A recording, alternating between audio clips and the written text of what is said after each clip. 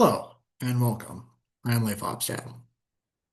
So it is currently 4:01 as of time of recording.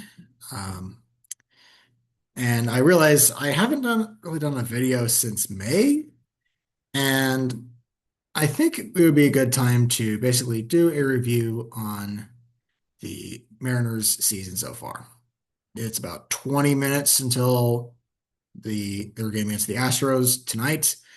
I figured, might as well do a video now and just do a review on the season thus far. Because I did make a video last August detailing about how I felt like this team was screwed, and it turns out they really weren't.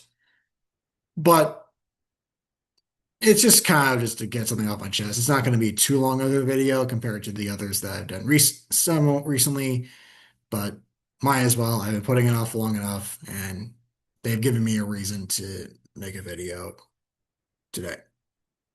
So, as of time of recording, the Mariners are 58 and 66. Obviously, a very disappointing season, considering they were 8 outs away from their first pennant in franchise history last year. Now they're still have somewhat of a fighting chance. Right now, they're 5 games back of the Houston Astros for the division lead. They still have to surpass the Rangers in that as well. And generally speaking, a lot of stuff just hasn't gone to plan. Obviously, you kind of expected some sort of regression from Cal Raleigh because 60 homer seasons are kind of hard to replicate. But I don't think any of us had a Chris Davis type fall off, which is what Cal has experienced this season. As looking with some of the stats with this team that I am pulling up right now, and yeah, in general, they just haven't done well at the plate at all this year. I mean, there's been some spurts here and there, but they're I think they're still like bottom 5 in runs scored, bottom 5 in average, something like that. And the pitching staff, well, has been good, but it's been inconsistent. The pitching staff is once again great at home, but can't do diddly squat on the road. The bullpen's had some bumps, obviously. Munoz has had some stretches of ineffectiveness. And I was worried when the move was made to hire Dan Wilson that it felt like it was just throwing a name out there to get fans in attendance because of the fact that he is one of the more popular players in franchise history and deservingly so a top 50 player in franchise history. Obviously, he's done better than just he's a, just a name to get to the ballpark. But it's this year, I mean, it's not looking ideal. Of course, there have been reports that say that if they miss the postseason, he's going to get fired, which honestly, that should be the case. And oh man, I know a lot of people have been calling for his job, and rightfully so. But I don't know how much of it is on him, how much of it is on Dipoto, and how much is on John Stanton. I think it's some combination of all three. I just don't know what percentage of blame each should shoulder. And I'm not sure if I want to get into a heated debate over who should get the most blame, when in reality, it's like all you guys messed up. And I think what makes this season especially frustrating so for Mariners fans like myself, is this is supposed to be like the year to break out and, finally end the legacy of failure. They have the pieces back. I feel like they should have gotten, replacements for Jorge Polanco, getting Brendan Donovan. I thought Cole Young was going to make the leap. And he's done fine this year. I don't think he kind of tapered off a little bit, but he's still been good somewhat. But when the only two guys, I think I saw recently that the only two guys that OPS above 800 are Randy Arozarena and Dominic Canzone. That's not good enough. That's just straight up not good enough. And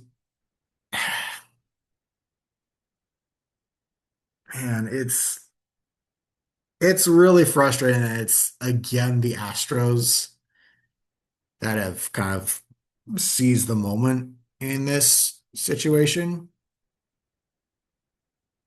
I mean, for obvious reasons, but yeah, I legitimately don't know how this team finds all the ways to hurt. Whether it's falling short on offense, multiple games this year where they've had teams down to their final stretch not once but twice, only to get walked off. First against the Padres earlier this year, and then Friday night against the Astros. In fact, that Astros loss basically convinced me, like, you know what? I need to make a video today just to get something off my chest because it's it's been a struggle bus all year. And the only saving grace is that the AL West is like the Pacific Division in the NHL, and that it's just straight up pillow fights, which I even hesitate to say because the person who coined the term pillow fight for the Pacific and Connor McDavid, his team didn't even win that division. And of course, my fear is if this goes as I as as where the division stands right now. What I fear is that Houston's somehow gonna get all the way to the World Series, and you know, I can't laugh at Paul Gallant saying it's their God-given right to the ALCS anymore. Which, of course, I'm not sure I can even laugh because they have two championships, even if one of those is questionable. And my team hasn't, like last year is the closest this franchise has ever gotten to a title, which is really depressing to think about, especially considering that's the only team in Major League Baseball without a pennant. That really sucks for obvious reasons. And they're starting to run out of chances. And with the lockout coming up, I'm kind of concerned about where this is going. And man, I, the one, I guess there are two things. One is supposed to be different, and two, this is Rick Rez's final season. And this is a message to everyone in this organization. Do you want Rick Riz to go out like this? Mediocrity, trying to chase 54% instead of, chasing a championship? If the answer is no, then show that you actually care about winning.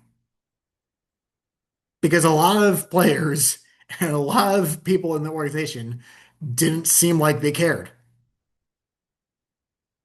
And I understand John thinks it's a business and acts shocked every time he gets booed, but he is so lucky that he is at worst the third worst fish owner in the AL West, or else he'd be getting a lot more heat than he does right now. But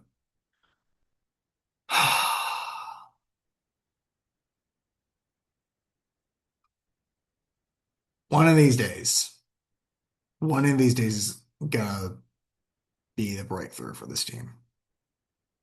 I just have a hard time believing it's gonna be this year.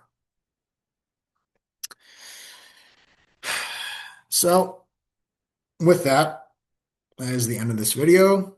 Uh, Feel free to like and subscribe and tell your friends. When Steve Dangle said, I still have belief that his team is going to win it all and that he didn't have no idea of when that day is going to come, I related that because of this team right here.